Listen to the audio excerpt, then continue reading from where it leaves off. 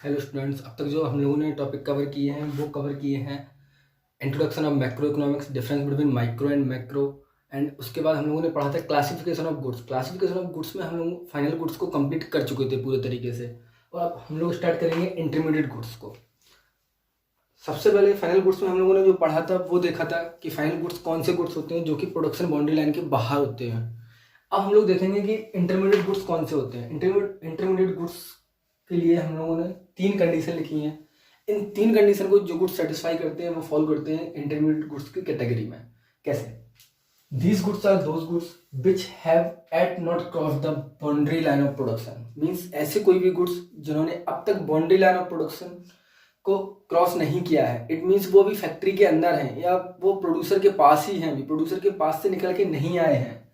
Value is still to be added to those goods.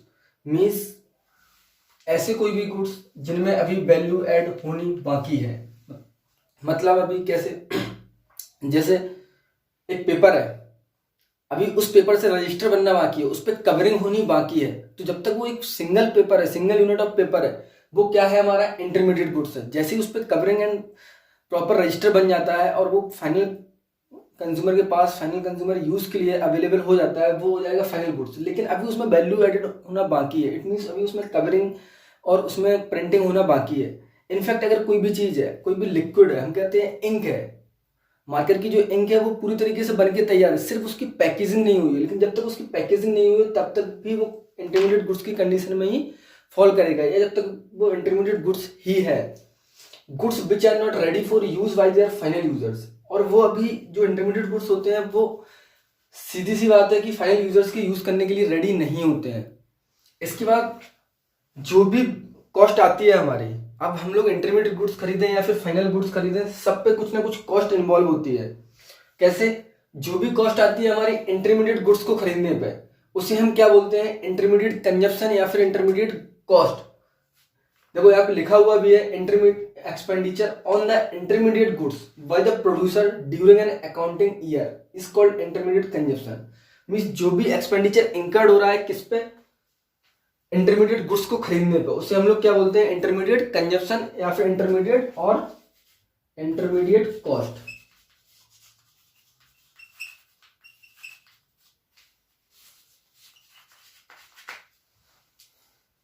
तो ये था पूरा का पूरा हमारा इंटरमीडिएट गुड्स। अब हम लोग जो नेक्स्ट टॉपिक कवर करने वाले हैं वो कवर करने वाले हैं difference between intermediate cost and final, sorry, जो हम लोग नेक्स्ट टॉपिक कवर करने वाले हैं वो कवर करने वाले हैं intermediate goods and final goods.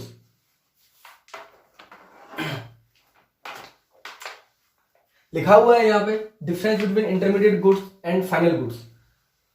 दोनों अलग अलग हैं। बेसिकली जो फाइनल गुड्स बनता है वो किससे बनता है? इंटरमीडिएट गुड्स से ही बनता है। क्योंकि जब भी हम फाइनल गुड्स की बात करते हैं उसमें कहीं ना कहीं इन्वॉल्वमेंट इंटरमीडिएट गुड्स या फिर रॉ मटेरियल का होता ही है। Intermediate goods and final goods. Intermediate goods कौन से होते हैं? Goods with in the boundary line of production. जब हमने आपको इंटरमीडिएट गुड्स की डेफिनेशन बताई थी तो उसमें बताया था कि कोई भी गुड्स जो कि अभी किसके अंदर है? प्रोडक्शन बाउंड्री लाइन के अंदर है, वो कौन से गुड्स है? हमारे इंटरमीडिएट गुड्स। अगर वो प्रोडक्शन बाउंड्री लाइन के बाहर है, कहाँ है? अगर वो प्रोडक्शन बाउंड्री लाइन के बाहर है, इट मींस उनका पूरी तरीके से कंप्लीटली प्रोडक्शन हो चुका है और वो फैक्ट्री से बाहर निकल चुके हैं और कंज्यूमर के पास पहुंच चुके हैं, या फिर वो प्रोड्यूसर के पास, प्रोड्यूसर के यूज करने के लिए पहुंच चुके हैं, तो वो कौन से गुड्स है? हमारे फाइनल गुड्स हैं। गुड्स में भी यूज एज रॉ मटेरियल। जो इंटरमीडिएट गुड्स हैं वो रॉ मटेरियल के तरीके यूज किए जा सकते हैं, but the final goods never be use as raw material. Means जो भी फाइनल गुड्स हैं उन्हें हम कभी भी रॉ मटेरियल के तरीके यूज नहीं कर सकते हैं। क्या चेयर, हमने कहा चेयर एक फाइनल गुड्स है, क्या चेयर से आप और कुछ बना सकते हो? नहीं बना सकते हैं। क्यों? क्योंकि वो एक फाइनल गुड्स बन के प्रिपेयर्ड हो चुका है, उसे हम रॉ मटेरियल के तरीके यूज नहीं कर सकते हैं। Value is add to be added to these goods. अभी हमने आपको एक एग्जांपल दिया था जब हमने इंटरमीडिएट गुड्स को पढ़ाया था कि जो वुड है, कारपेंटर उसके थ्रू फर्नीचर बना सकता है, उसके थ्रू चेयर बना सकता है, मतलब कुछ ना कुछ उसमें वैल्यू एडिशन करेगा तभी वो फाइनल गुड्स तैयार होगा।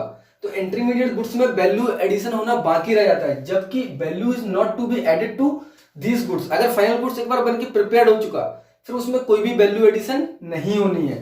Expenditure on these goods are called intermediate cost.